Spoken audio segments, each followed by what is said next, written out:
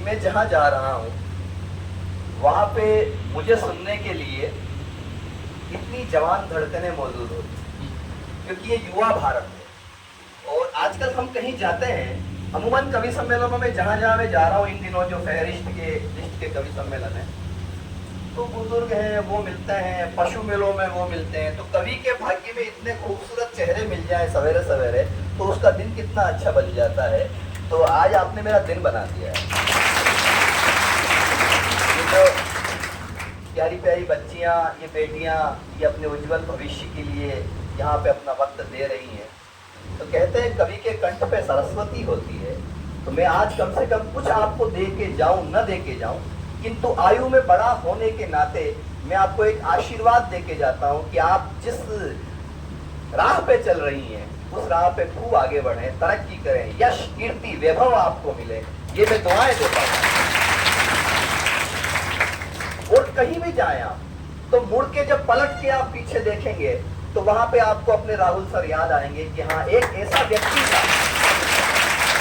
जिसने निस्वार्थ भाव से हमें आज यहाँ तक पहुंचाया। क्योंकि पूरी दुनिया जो है कहीं न कहीं पैसों के लिए भाग रही है, कोई नाम के लिए भाग रहा है, कोई और किसी चीज के लिए, इच्छा तृप्ति कहीं नहीं है।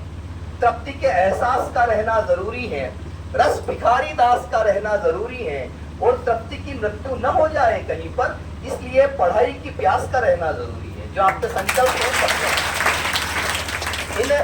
इन विपरीत हवाओं में हम उद्यानों को नहीं बचा सकते, किंतु इन बीजों को बचा सकते हैं जिनसे नए उद्यान लगाए जा सकते हैं। तो एक और चीज का आप जीवन में ध्यान रखिएगा, मैं ज्यादा ज्ञान की बात नहीं करूंगा, आप चिंता न करें। मतलब आपके चेहरों से वो नहीं होना चाहिए कि पता नहीं इतनी भारी भारी चीजें, एक तो किताबों का बोझ, एक टेंशन, खाने की, पीने की, रहने की, मकान मालिक की, हॉस्टल की, ये इसकी उसकी, ऊपर से कविराज आए वो भी इतनी भारी भारी बातें कह के चले। ऐसा नहीं है, मुस्कुराते रहिए। मैं आपको हंसाने आया हूँ, क्योंकि रुलाने के लिए तो आपकी रिश्तेदारी का हाँ, सच कह रहा हूँ। ज्ञान की हालत बहुत खराब हो गई है। एक आदमी ज्ञान बांट रहा था, बोले लोहा लोहे को काटता है, हीरा हीरे को काटता है। इतने में उस आदमी को पीछे से कुत्ते ने काट दिया। भीड़ में से आवाज आई, कुत्ता कुत्ते को काटता है। ज्ञान तो ज्ञान, गालियां बदल गई। दो बच्चे आपस में झगड़ रहे थे, एक बोला तेरी माँ राधे माँ, दूसरा बोला तेरा बापू आशाराम बापू। बात का है सिरों पे कहां पहुंच जाती है। जीवन में सब कीजिएगा, अहंकार मत कीजिएगा। और अहंकार, देखिए मैंने चेहरे कम पढ़े हैं, चेहरे ही पढ़े हैं, किताबें कम पढ़ी, क्योंकि लोग अखबारों के आदी हो गए, वरना चेहरों पर भी क्या लिखा है। लोग अखबारों के आदी हो गए, वरना चेहरों पर भी क्या लिखा नहीं।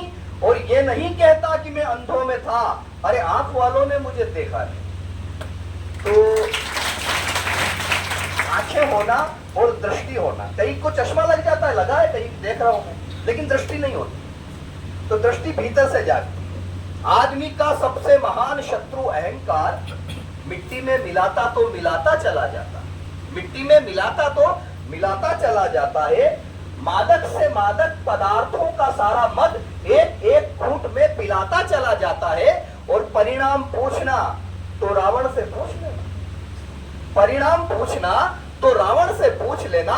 बल से जो धरती हिलाता चला जाता है, एक दिन 10 शीश 20 भुजा का घमंड एक रामबाण पे चढ़ा के चला जाता है।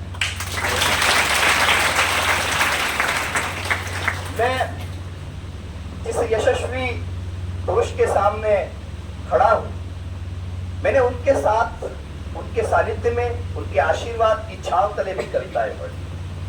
आप उनको देखते, हमारे अशोक जी भाई साहब ने, विनोद जी ने उन्हें साक्षात देखा हुआ, अभी मिले हुए। वो ऐसे दिव्य पुरुष थे कि उनको देखने के बाद आप लग सकते हैं, आपको इच्छा जागेगी यार क्या बात है, मेवाड़ का राजवंश ऐसा होता है, झाला लोग ऐसे होते हैं, ये परिवार है। यश, शूरता, वीरता, पराक्रम जिनको देख के प्रकट हो जाता था, वैसे हमारे घनश्याम सिंह जी कृष्णावत, उनकी स्मृतियां मैं चाहूंगा एक बार ये बालिकाएं, जितने बालक हैं, जोरदार तालियों से उनकी याद को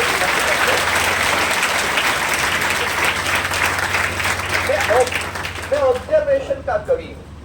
मैंने कई चीजें ऐसी है वो इसलिए लिखी है ताकि बौद्धिकता तक पहुंचने से पहले आप आसपास से गुजर करके उस माहौल को तैयार करें जहां पे हम जिंदगी को जीते हैं, अपने संघर्ष को जीते हैं। याद रखिएगा, चीन के पास अगर श्रम की शक्ति है, अगर अमेरिका के पास डॉलर की शक्ति है, अगर जापान के पास तकनीक की शक्ति है, तो हिंदुस्तान वो देश है जिसके पास परिवार की, संस्कार की, संस्कृति की शक्ति है, जो मुझे यहां भी देखने को मिली है। ध्यान ये वो देश है जो कल्पना चावला की कामयाबी पे झूम के खुशियां मनाता है तो उसकी मौत पे झार झार आंसू बहाना भी जानता है। इस देश के सीने में गर्व का बवंडर है तो इसके दिल में दर्द के फफोले हैं। बेशक लोग सुनीता विलियम्स को आधा भारतीय कहें, ध्यान से सुनना मैं क्या बात कहने जा रहा हूं। बेशक लोग सुनीता विलियम्स को आधा भारतीय कहें, किंतु सुनीता विलियम्स जब अंतरिक्ष की ऊंची उड़ान भरती है तो अपने साथ अपनी प्रिय पुस्तक गीता ले जाना नहीं भूलती। ये देश के मैंने दुनिया के लगभग 15-20 देशों में गया और हर दिन कहीं कहीं, हर रात कहीं कहीं जागरण की रात होती है।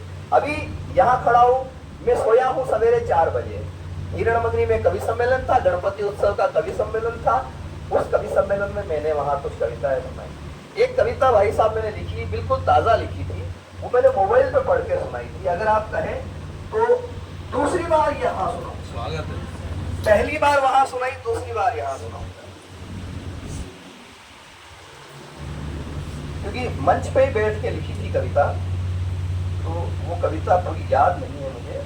रात सपने में आके गणपति मुस्काए, गणपति की प्रतिमा थी, वही मंच पे बैठ के लिखी। रात सपने में आके गणपति मुस्काए, बोल बेटा भाग्य तेरा कैसा होना चाहिए।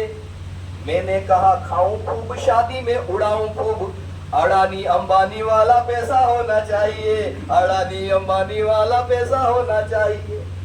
राहुल सी नादानी हो, मोदी जैसी होशियारी, फील्ड में खेले विराट वैसा होना चाहिए, फील्ड में खेले विराट वैसा होना चाहिए। भाग्य तो भजन लाल जैसा होना चाहिए, भाग्य तो भजन लाल जैसा होना चाहिए, भाग्य तो भजन लाल जैसा होना चाहिए। एक पंक्ति फिर भी छूट गई थी क्योंकि याद नहीं थी, और इसमें भी वो फलानी ऑप्शन जैसे मैंने जितना याद था उतना ही सुना दिया आपको। ऑब्जर्वेशन बहुत जरूरी है जीवन में। हम किसी पार्टी के नहीं है, किसी दल के नहीं है, और कभी को किसी पार्टी का होना भी नहीं। सब पार्टियां अपना अच्छा काम कर, लेकिन ऑब्जर्वेशन बहुत जरूरी है। जैसा कि मैं जो कहने जा रहा हूँ, कुछ लड़कियां यहाँ बैठी हुई जरूर है, लेकिन मैं यकीन के साथ कह सकता हूँ कि वो बैठी हुई है, उनका दिमाग कहीं और जा रहा है, वो यहाँ है नहीं, कुछ और सोच रही है। तो जब जहां हो उस समय वहां पे वही काम करो। इसे कहते हैं स्थित प्रज्ञ होना। स्थित प्रज्ञ होने का मतलब ही यह है कि जब जहां जो काम कर रहे हो तब वहां वो काम कीजिए आप। जैसे मैंने एक ऑब्जर्वेशन देखा, एक शमशान घाट पे लिखा हुआ था मृत्यु अटल है, वहां एक कांग्रेस ही पहुंच गया, बोले अच्छा यहाँ भी बीजेपी। ये ऑब्जर्वेशन है। उसने नीचे लिख दिया मृत्यु न अटल है न आडवाणी है, हमारी मृत्यु तो राहुल गांधी है। मैंने कहा नहीं, ये अच्छी बात नहीं है, हमको किसी व्यक्ति का इस तरह से अपमान नहीं करना चाहिए। तो मैंने एक ऐसी कविता लिखी जिस कविता में मैं नाम नहीं लेता हूं और उनके कारनामों से आपको परिचित करवाता हूं। आप समझते जाएं तो मुझे समझा देना, और मुझे अभी तक ये भ्रम है कि आप सब समझदार हैं, मैं जहां अब मेरे भ्रम को आप हकीकत में बदल दीजिएगा, क्योंकि आप सब समझदार हैं, ऐसा भी यकीन भी करता हूं। सुनिए, पहला किरदार, मैं नाम नहीं लूंगा, आपको बताना है कि मैं किसके बारे में कहने जा रहा हूं। ये आपका भी IQ टेस्ट है, समझ लेना। ऐसा नहीं गुरुजी राहुल जी पढ़ाते हैं, हम भी पढ़ाते हैं। मैं चेक कर रहा हूं, थोड़ा सा कॉपी आती कि दिल्ली भी हमारी, पंजाब भी हमारा, अब धरने पे धरना लगा के मार डालूंगा। समझे नहीं? मैं नाम बताऊंगा ही, मैं भी ये देखना चाहता हूं कि मैं कहां आया हूं। अच्छा, आज मेरी भी परीक्षा है, कि दिल्ली भी हमारी, पंजाब भी हमारा, अब धरने पे धरना लगा के मार डालूंगा। मुफ्त में मिलेगा पानी, बिजली, दवाई मुफ्त। भारत को श्रीलंका बना के मार डालूंगा, भारत को श्रीलंका। समझे? इसका मतलब आप पास। दूसरा किरदार और देखिए आप, फिर से आपकी परीक्षा। खुलेआम सड़कों पे प्यार न करेगा कोई, रोमियो को थाने पहुंचा के मार डालूंगा। लड़कियां सब चलती है, शादी पढ़ती है, आप इसका मतलब न्यूज चैनल भी देखती हैं। पॉलिटिक्स में कितना क्या है ये देखना चाहता हूँ। खुलेआम सड़कों पे प्यार न करेगा कोई, रोमियो को थाने पहुंचा के मार डालूंगा। कान खोल सुन लेना, माफिया का काल हूं मैं, ऐसा बुलडोजर चला के मार डालूंगा, ऐसा बुलडोजर चला के। जो तालियां नहीं बजाने की कसम खा रखी है क्या?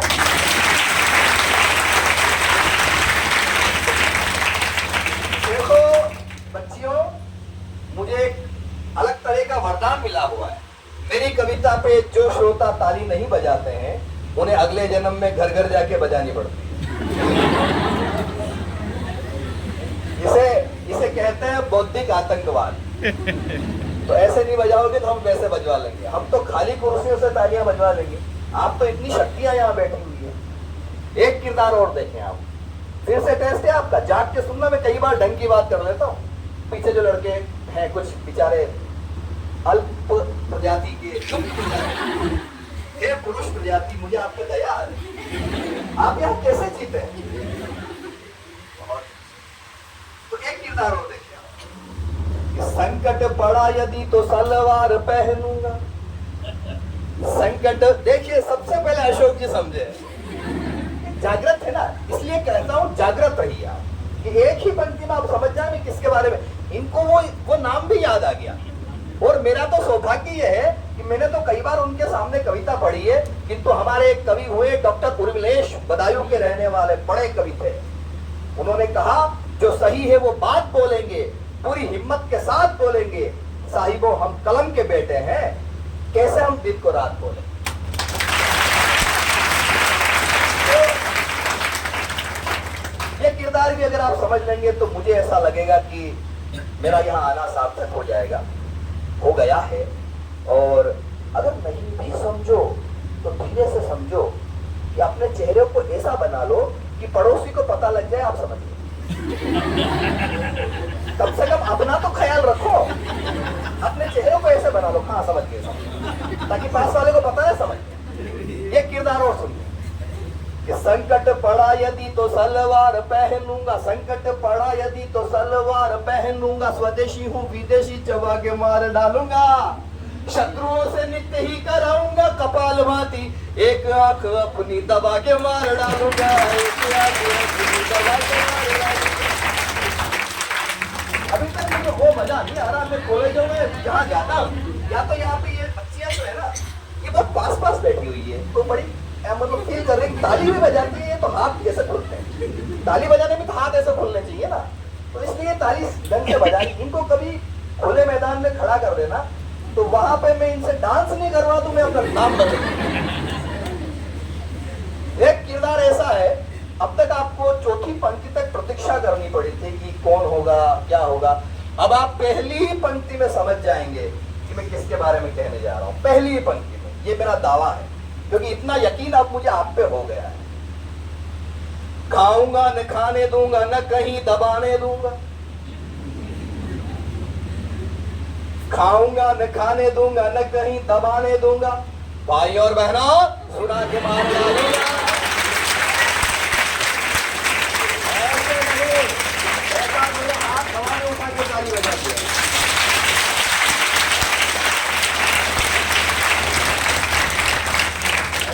मैं आया हूँ, पहली बार आया हूँ, लेकिन याद रखेंगे। और आज मेरे इंस्टाग्राम पे काफी फॉलोअर्स बढ़ने वाला है क्योंकि मैं भी रील बनाता हूँ। ऐसा थोड़ी है तुम भी रील बनाती हो।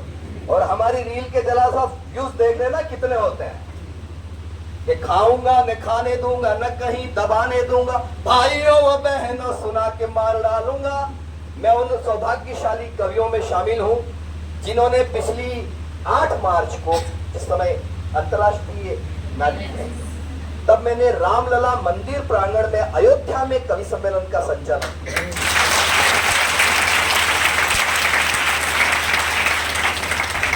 और वहां पे प्यारी बच्चियों, मैंने वहां पे एक बात कही।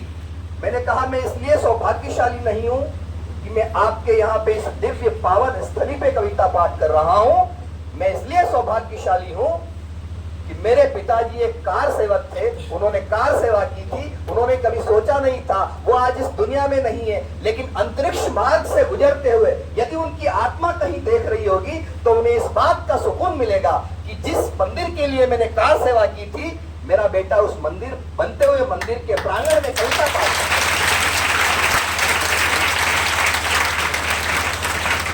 हुई अयोध्या झनक दुलारी, खड़े रह गए महाबली।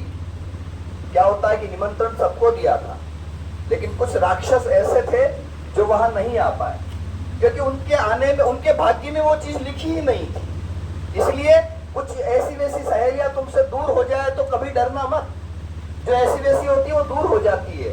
तुम सही हो, अपनी आत्मा के सामने खुद को देख लेना। अगर तुम सही हो तो दुनिया में कोई भी तुम्हारा मार्ग नहीं रोक सकता। यह मैं कह रहा हूं। हुई अयोध्या झनक दुलारी, खड़े रह गए महाबली। मची खलबली सभी दलों में, गए अमेठी लला लली, गए अमेठी लला लली। और मंदिर पे फहराता भगवा, लहर लहर कर बोल रहा। अब मैं देखना चाहता हूं कि मुझे सुनने वाले कितने यहाँ मौजूद हैं। मंदिर पे लहराता भगवा, लहर लहर कर बोल रहा, अरे राम कृपा तो वो ही पाए जो पूजे बजरंग बली।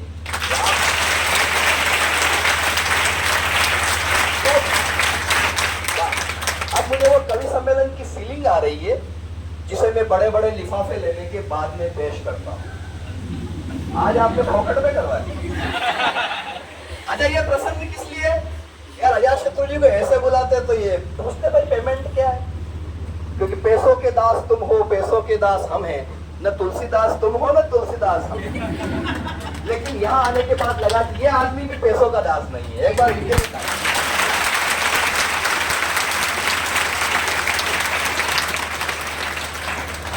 खाऊंगा न खाने दूंगा, न कहीं दबाने दूंगा। भाइयों बहनों सुना के मार डालूंगा, भाइयों बहनों सुना के मार डालूंगा। वनवास भेज दूंगा राम के विरोधियों को, समझना, वनवास भेज दूंगा राम के विरोधियों को। राम जी का मंदिर बना के मार डालूंगा।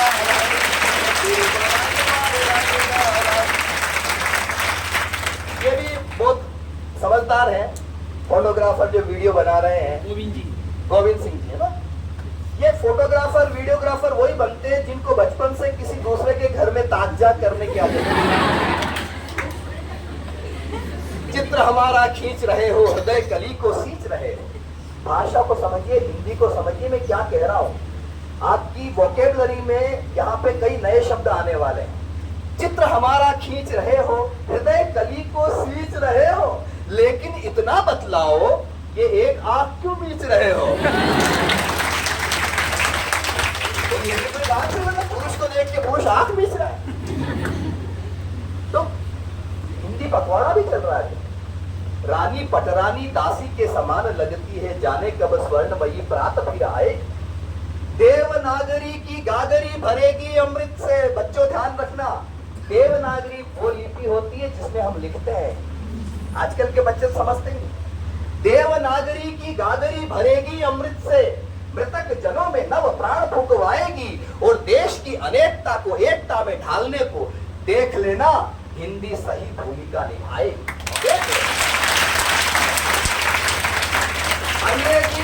अंग्रेजी ए फॉर एप्पल से शुरू होती है, जेड फॉर जेबरा जानवर बनाकर छोड़ती है। हिंदी अनपढ़ से शुरू होती है, ज्ञानी बनाकर छोड़ती है। अपनी भाषा के संस्कार है। देश की अनेकता,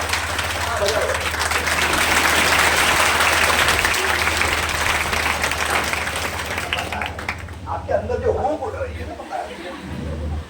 तो देश की अनेकता को एकता में ढालने को देख लेना, हिंदी सही भूमिका निभाएगी। हिंदी की लगाए बिना बिंदी निज भाल पर, भारत माँ कभी न सुहागिन कहाए। तो कविता जो है वो कविता में 3 अक्षर है। क यानी कल्पना, कविता, क यानी कल्पना, वी यानी विचार, ता यानी तालमेल। जहां कल्पना और विचारों में बेहतर तालमेल शुरू हो जाता है वहां कविता सार्थक हो जाती है, सिद्ध हो जाती है। जैसे मैंने लिखा कि कानों में कुंवारी के जो रहती है बालियां, ये तुम्हारे मतलब की है। कानों में कुंवारी के जो रहती है बालियां, बालियों से प्यारी लगे जीजा जी को सालियां, सालियां परोस लाई लड्डुओं की थालियां, थालियों की कविता बजाइएगा ताली।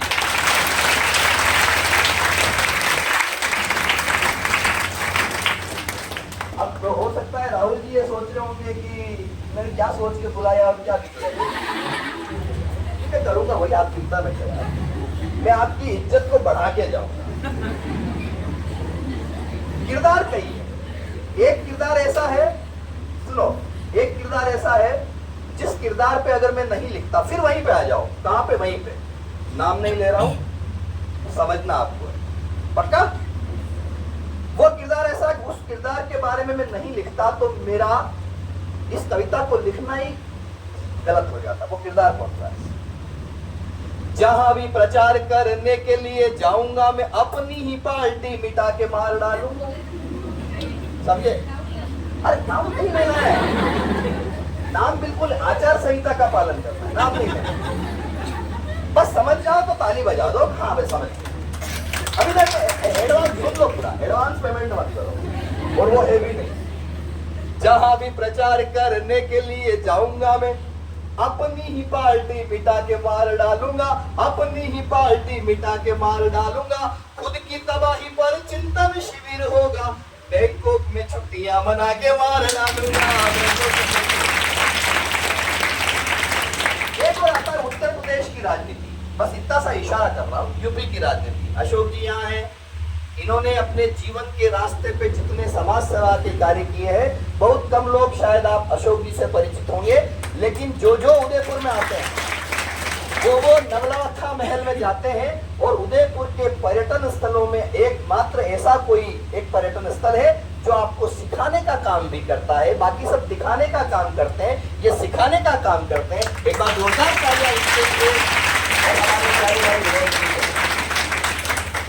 उत्तर प्रदेश की राजनीति कि खाली यदि मुझसे कराओगे जो बंगला तो बंगले की टोटियां चुरा के मार डालूंगा। याद करो, अखबार कम पढ़ते हो लेकिन पढ़ते हो थोड़ा बहुत, न्यूज चैनल कम देखते हो, कोई दिक्कत नहीं है, आप पढ़ाई कीजिए, बस थोड़ा ध्यान रखिए कि हवाओं में क्या हो रहा है। खाली यदि मुझसे कराओगे जो बंगला तो बंगले की टोटियां चुरा के मार डालूंगा। आपकी सुनूंगा नहीं, बाप की सुनूंगा नहीं, साइकिल को पंचर करा के मार डालूंगा। साइकिल एक अंतिम किरदार सुनो, अंतिम किरदार। वो एक बयान दिया उन्होंने अशोक जी की, चाहे मेरी गर्दन पे छुरी रख दो मैं भारत माँ की जय नहीं बोलूंगा। चाहे मेरी गर्दन पे छुरी रख दो मैं भारत माँ की जय नहीं बोलूंगा। चाहे मेरी गर्दन पे छुरी ही रख दोगे, पता नहीं कौन से मवेशी है, चाहे मेरी गर्दन पे छुरी ही रख दोगे, जय नहीं बोलूंगा, सता के मार डालूंगा। जहां जहां जाऊंगा मैं ऐसे ही बयान दूंगा, बीजेपी को वहां से जिता के मार डालूंगा, बीजेपी को वहां से जिता। कविता खत्म, ताली बजाओ।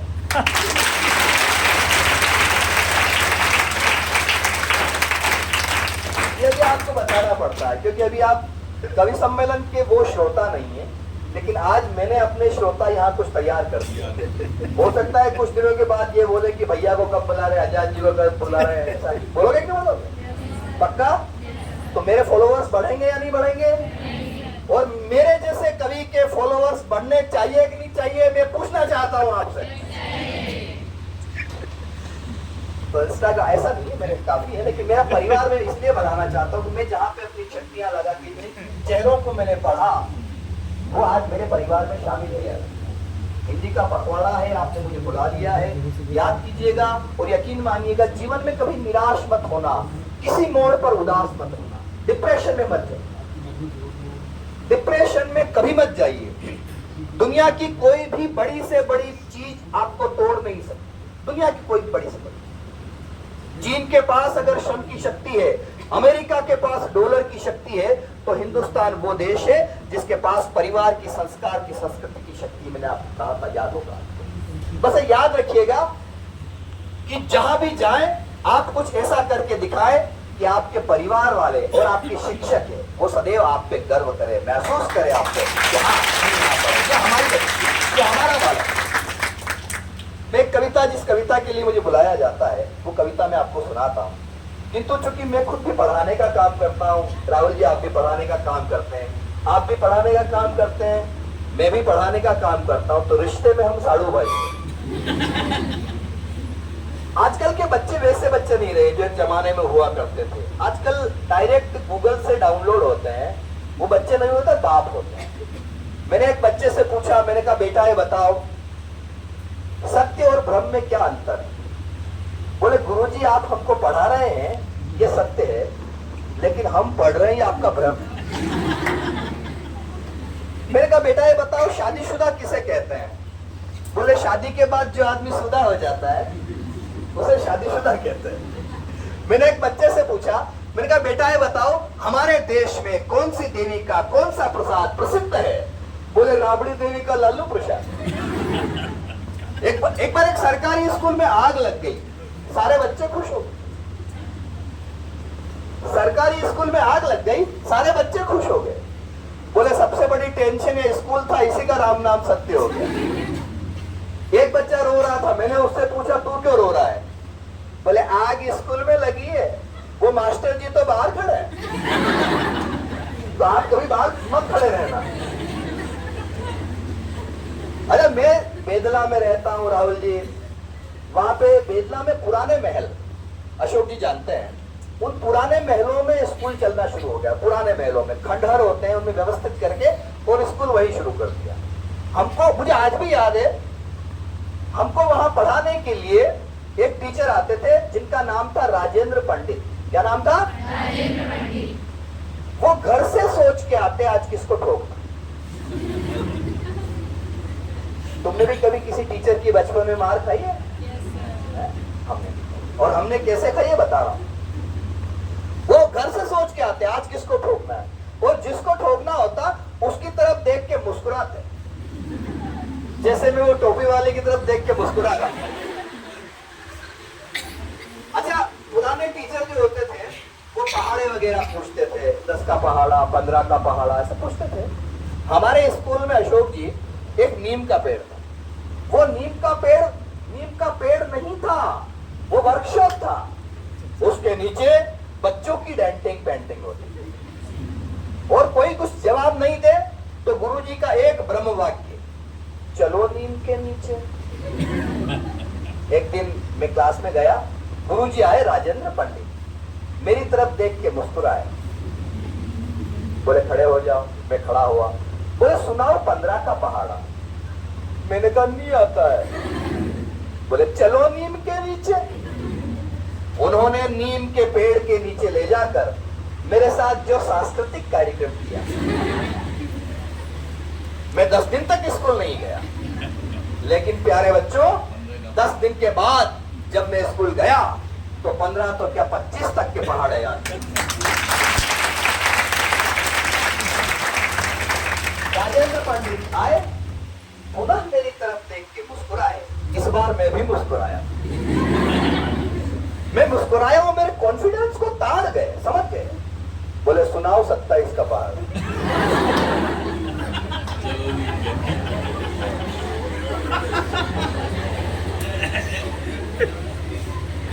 मेरी तो कुंडली में ऐसा योग है, मैं ऊंट पे बैठ के निकलूं तो भी कुत्ता काट ले।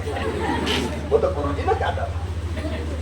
तो मैं आपको कुछ एक कविता विशेष सुना देता हूँ। मैं बोलना शुरू करूंगा, कोई आपकी क्लासें वगैरह पढ़ाई मिस हो जाएगी तुम्हें उसको, वरना आप वहां जाइएगा, वहां पे इंस्टाग्राम पे, फेसबुक पे मेरा स्पेशल पेज है, उसमें फेसबुक जैसा फेस तुम्हारा, आंखें गूगल जैसी, भोली सी नादान वो लड़की, जब तुम्हारी मांग में सिंदूर का टीका लगे। अरे हम भी तो इस उम्र से निकले थे, तो हम भी उस राह से निकलते हुए जिन खुशबुओं से गुजरे थे वो सारे गीत आपको वहां पे मिलेंगे। लेकिन जो महनीय व्यक्तित्व यहाँ पे जिनकी स्मृति में आज हम यहाँ पे एक आनंद सभा उनकी याद में कर रहे हैं, उनके सामने भी मैंने ये गीत सुनाया था, अब आपके सामने भी सुना रहा हूँ ये गीत। ये मेरा सौभाग्य है। मैंने 7 बार लाल किला कवि सम्मेलन पढ़ा, दिल्ली का लाल किला इस देश का सबसे बड़ा कवि सम्मेलन होता है, इस पे अक्सर तालियां। और 15 देशों की यात्रा के होने के साथ साथ इस देश के महनीय प्रधानमंत्री नरेंद्र मोदी जी ने मेरी किताब का विमोचन किया था अहमदाबाद के सरदार पटेल स्टेडियम में। उस किताब का नाम था आधी कटोरी चांदनी। मोदी जी ने मेरी किताब का विमोचन किया। इन्होंने मुझसे मांगा ही नहीं परिचय, तो मैंने भी दिया ही नहीं परिचय। परिचय क्या होता है? परिचय ये होता है कि आप गए, कवि शुरू हुए, कविता पढ़ी, लोगों तक पहुंचे, लोगों ने समझ लिया हाँ आदमी ढंग का है, कुछ न कुछ कविता अच्छी कर देता है, इतना का। एक चीज का ध्यान रखिएगा, जीवन में हमारे प्रदेश या कौन कौन राजस्थान से बाहर से भी है या राजस्थान की, हम राजस्थानी जीवन में 3 काम बड़े जानदार शानदार तरीके से करना जानते हैं। पहला वार, दूसरा प्यार, तीसरा व्यापार। वार जब करते हैं तो कारगिल की घाटियों में कैप्टन अजय आहूजा की तरह अपने जान की बाजी लगा देते हैं, पीठ नहीं दिखाते। प्यार जब करते हैं तो रेतीले धोरों की धरती में ढोला और मारू के गीत गूंज उठते हैं, मीरा के भजन गूंज उठते हैं। और व्यापार जब करते हैं तो लक्ष्मी मित्तल बन के पूरी दुनिया पे छा जाते हैं, हम करके दिखाते। और ये सुनाता हूं आपको ऐसा गीत जो भीड़ का भी है और नीड़ का भी है। जब हम कम लोगों में कविताएं सुनाते हैं तो हमें ऐसा लगता है कि हम पांडवों में कविताएं सुना रहे हैं। जब हम ज्यादा लोगों में सुनाते हैं तो हमें ऐसा लगता है हम कौरवों में कविताएं सुना रहे हैं। लेकिन आज आप कम हैं तो पांडव की श्रेणी में है, क्योंकि 5-6 ही तो है पीछे बैठे हुए हैं। तो इसलिए एक बार मेरे इन भाइयों के लिए, इस युवा भारत के लिए भी आपकी तालियां, नारी शक्ति।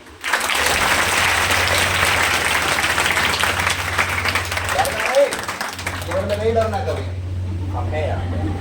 4, 5, 6 साल हो तो कोई बात नहीं, हमेशा हिम्मत से और सर झुका के नहीं, सर उठा के चलना है। बस इधर उधर मत देखना, इधर उधर देखे और गया। क्योंकि क्या है, नारी क्या है? शक्ति। क्या है? पुरुष सहन शक्ति। हाय रे सबला पुरुष तेरी यही कहानी, मुंह पे है मूंछ और आंखों में पानी। अच्छा, गुस्सा आना मर्द की निशानी है, गुस्सा आना मर्द की निशानी है, लेकिन गुस्से को पी जाना शादीशुदा मर्द की निशानी। विज्ञान ये कहता है पुरुष के शरीर में 1.5 लाख नसें होती है, विज्ञान कहता है। लेकिन पत्नी जानती है कौन सी वाली कब दबाई। पति का नाम शंकर हो, इससे कोई फर्क नहीं पड़ता, आनंद हो बस, आनंद। जिसकी मस्ती जिंदा है उसकी हस्ती जिंदा है, वरना कुछ लोग इस देश में जबरदस्ती जिंदा है।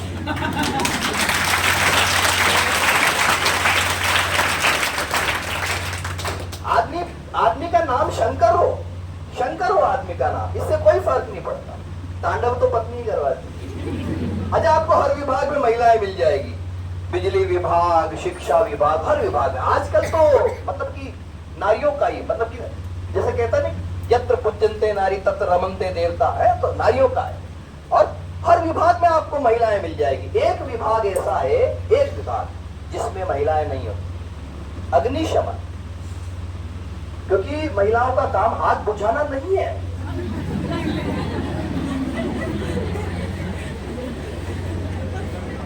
लेकिन यही वो बच्चियां हैं, यही वो महिलाएं हैं जो पुरुषों के जीवन को, भाइयों के, पिताओं के जीवन को स्वर्ग से सुंदर बना देती है। एक बार अपने ये आज वाली बात कहनी ज्यादा जरूरी थी, क्योंकि मुझे अब कविता सुनानी तो वो गीत विशेष सुनाता हूँ। परिहास नहीं, अलग चीज है, आप समझ सकते हैं। उपहास नहीं, परिहास, जो मैं अक्सर अपनी बहन से भी करता था, हम घर परिवार में माँ से भी करते हैं। और मुझे कुछ देर कविता पाठ करने के बाद में पता नहीं ऐसा फीलिंग आया कि जैसे ये भी मेरा परिवार है, राहुल जी का परिवार, ये मेरा अपना परिवार है। एक गीत विशेष सुनाता हूँ। कविता दर्द का ताजमहल है तो आनंद की अजंता है। कविता शिव का विश्वान है तो राम की शक्ति पूजा है। कविता कृष्ण की गीता है तो तुलसी की रामायण है। किंतु कविता जब कमनीय और रमणीय कंठ पर उतरती है तब वो अजात शत्रु बन जाती है। इधर पद्मिनी दर्पण देखे उधर लो खिलजी मूर्छित हो, जहां हुमायूं लाज बचाने बहिना की आकर्षित हो। चंदन का बलिदान जहां पर कर देती माताएं हो, जिस माटी का कण कण गाता जोहर की गाथाएं हो। गोरा बादल राजस्थान, शेरों बादल राजस्थान, गौरव माटी राजस्थान, चोड़ी छाती राजस्थान। क्या बात है, मैं सहयोग करता हूँ।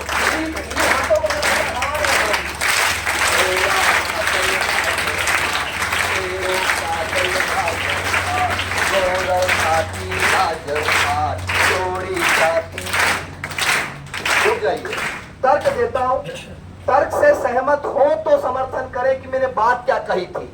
महाराणा को देख स्वप्न में अकबर भी डर जाता हो, स्वामी भक्त चेतक प्राणों को न्योछावर कर जाता हो। भक्तमयी मीरा भजनों में प्रेम सुधा भर देती हो। पूरे विश्व का इतिहास उठा के देख लीजिएगा, एक स्त्री को मैं जब देखता हूं तो उस स्त्री के चरणों में मेरा सिर झुक जाता है। वो स्त्री कौन थी? भक्तमयी मीरा भजनों में प्रेम सुधा भर देती हो। हाड़ी रानी कहानी रानी शीश काट कर देती हो। उजला अंबर राजस्थान। अरे एक काम कीजिए, मेरे गले को भी थोड़ा रेस्ट मिलेगा। राजस्थान आप बोल दीजिएगा, मैं इशारा करता हूँ। उजला अंबर राजस्थान, तीर सलंबर राजस्थान, शोणित माटी राजस्थान, हल्दी घाटी राजस्थान। क्या बात है, थैंक यू, धन्यवाद।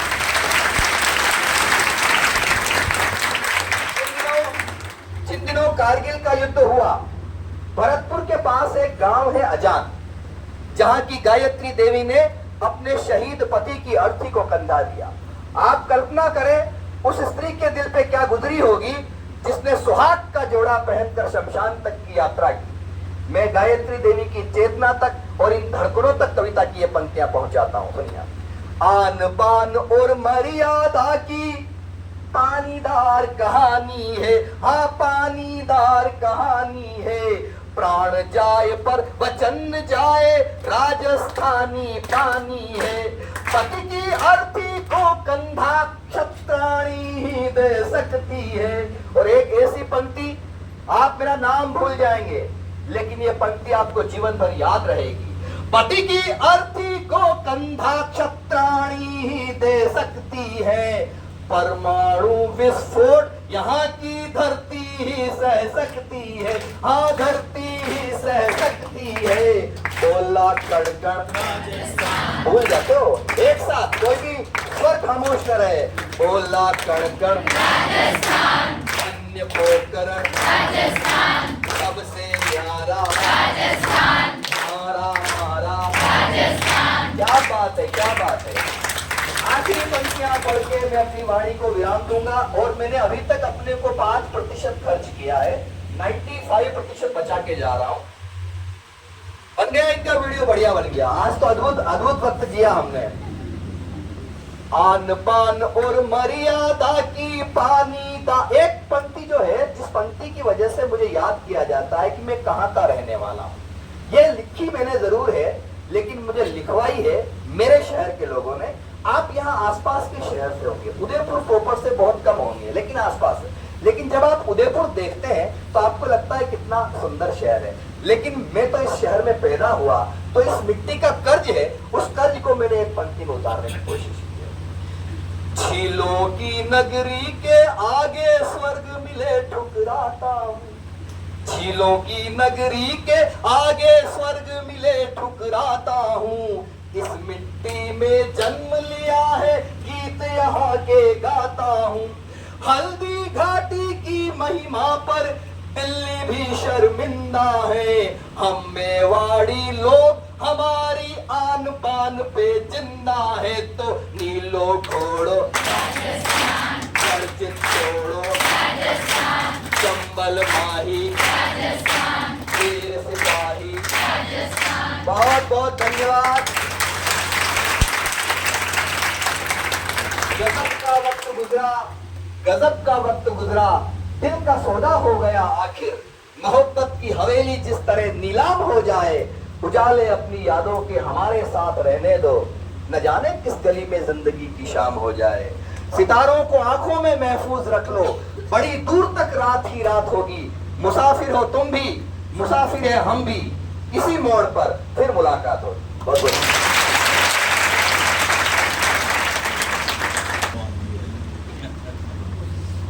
सच में जब मैं सर का परिचय करा रहा था और जब मैंने कहा कि अंतर्राष्ट्रीय कवि, तो शायद मुझे ऐसा लगता है कि कुछ बच्चे समझ नहीं पाए होंगे, लेकिन सर को सुनने के बाद जिस तरह से आपके चेहरे की रौनकता बता रही, एक बार जोरदार तालियों से स्वागत हो।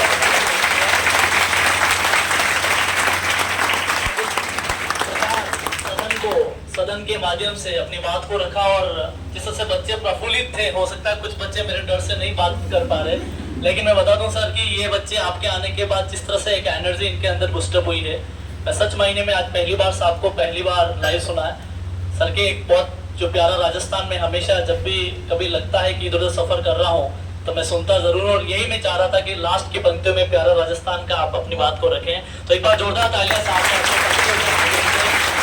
विचारों के माध्यम से आप बीच में रखा। और मैं चाहूंगा, क्योंकि अब बड़े भाई साहब सर ने जब कहा कि ये परिवार है और परिवार का सदस्य, आप उम्र में बड़े हैं तो हमारे यहाँ के संरक्षक हैं। जब भी आपको समय मिले, अमूल्य समय मिले, जब भी इधर से आपका निकलना हो, तो ये समझना ये ज्ञान ज्योति निःशुल्क परिवार आपका है, आपके बच्चे हैं, इनको आशीर्वाद देने जरूर पधारें।